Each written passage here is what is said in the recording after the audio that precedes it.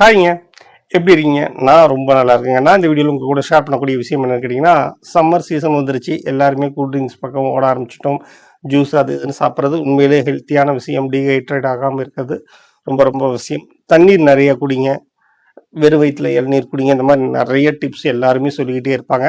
தர்பூசணி நம்மளுடைய வாழ்வியலில் சம்மர் சீசன்னாலே ஒரு விஷயமா மாறிடுச்சு. இன்றியமையாத ஒரு விஷயமா மாறிடுச்சு. இப்போல்லாம் வருஷம் ஃபுல்லாகவே கிடைக்கிதுங்க. நம்மாழ்வார் சொல்லுவார், சீசனில் இல்லாத பழங்களையும் காய்கறிகளையும் எப்பொழுது விளைவித்தானோ அப்பொழுதே இயற்கையிலிருந்து விவசாயம் வெளியேறிவிட்டது அப்படின்னு சொல்லுவார். அந்த மாதிரி சீசன்லேயே இல்லாத தர்பூசணி வருஷம் ஃபுல்லாக கிடைச்சிட்டு இருக்கு. சாப்பிட்றது நல்லது தான். நீர்ச்சத்து நிறைய இருக்குது, குளுக்கோஸ் நிறைய இருக்குது, சோடியம் ஹைட்ரேட் அதெல்லாம் ஓகே.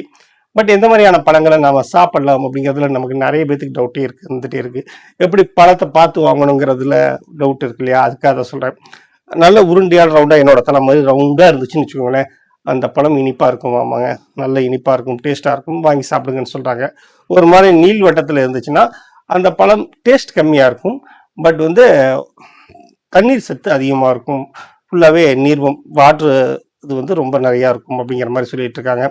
அதே மாதிரி அந்த கோடு இருக்கு இல்லைங்களா, க்ரீன் கலரில் கோடு, அந்த கோடு நல்ல டார்க்காகவும் நெருங்கியும் இருந்துச்சுன்னா அந்த பழம் இனிப்பாக இருக்கும், சத்தும் ஜாஸ்தியாக இருக்கும்னு சொல்கிறாங்க. கொஞ்சம் விலகி இருந்துச்சுனாலோ அல்லது நிறம் மங்கி இருந்துச்சுனாலோ, விலகி இருந்துச்சுன்னா டேஸ்ட்டே இருக்காது அப்படிங்கிறது.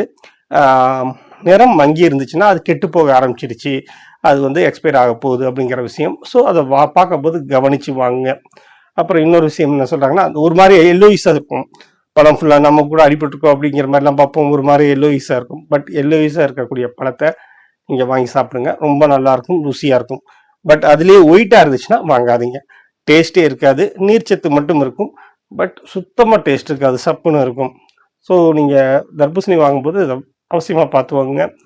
வெயில் காலம் கிட்டத்தட்ட பிப்ரவரியிலே ஆரம்பிச்சிருச்சு, மார்ச்சில் மண்டையை பழகுது. ஸோ கவனமாக இருங்க. எங்கே போனாலும் தண்ணீர் வாட்டர் பாட்டில் வச்சுக்கோங்க. வயசில் பெரியவங்க 12 மணிலேருந்து மதியம் 3 மணி வரைக்கும் வெளியில் போகாமல் இருக்கிறது நல்லது. முடிஞ்ச அளவுக்கு அவாய்ட் பண்ணுங்கள். இல்லைன்னா கையில் ஒரு குடம் வச்சுக்கோங்க. பாதுகாப்புக்கு எப்பவும் யாராவது இருந்துக்கோங்க. வேற என்ன சொல்ல, இன்னொரு வீடியோவில் கண்டிப்பாக சந்திப்போம். நன்றி.